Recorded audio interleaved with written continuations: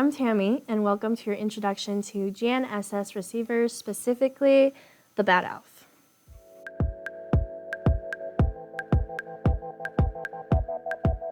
If you're a small system that currently relies on paper maps, this tool can dramatically improve your day-to-day efficiency and long-term planning. A Bad Elf receiver is one of the many products available out there that will help you collect high-accuracy location data in the field. A GNSS receiver is an electronic device that uses signals from multiple satellites to get an accurate and reliable location. You could use an iPad by itself, which gives you a GPS point, but using a GNSS receiver helps you be more accurate. You can use this to map valves, hydrants, and meters for faster emergency response, record new connections or repairs and update your system maps, confirm asset locations when records are outdated, build a reliable inventory for your asset management planning, provide accurate maps to support funding applications, and you can cut time spent locating buried infrastructure during line breaks. If you're a small system that currently relies on paper maps, this tool can dramatically improve your day-to-day efficiency and long-term planning.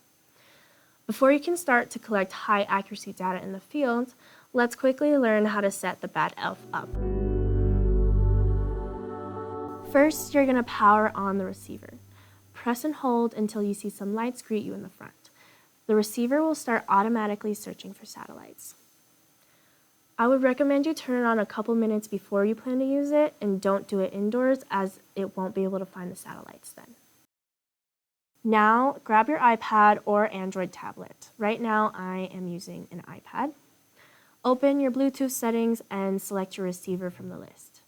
Mine's already paired, but you want to make sure that it says it's connected.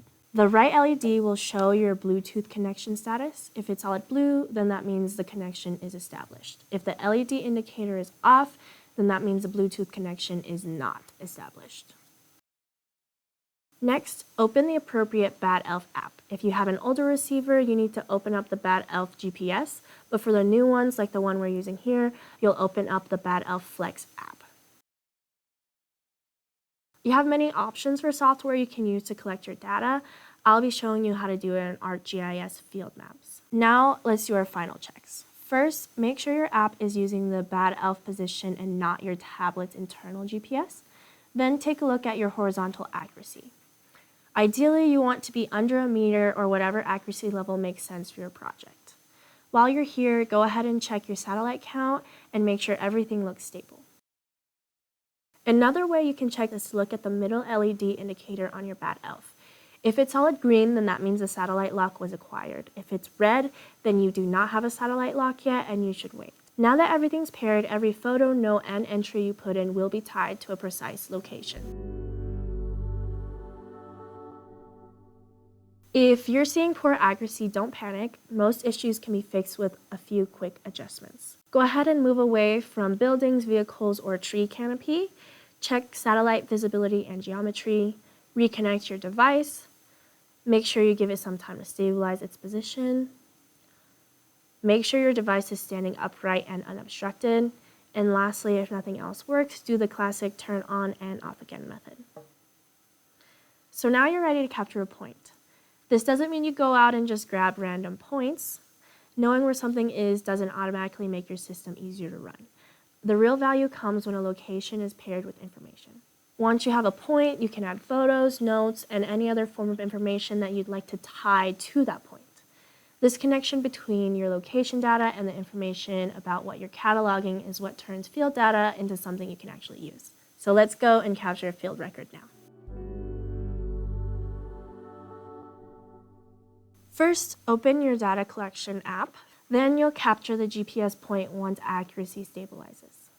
This next part will depend on what your project is, but I'm going to capture this hydrant location.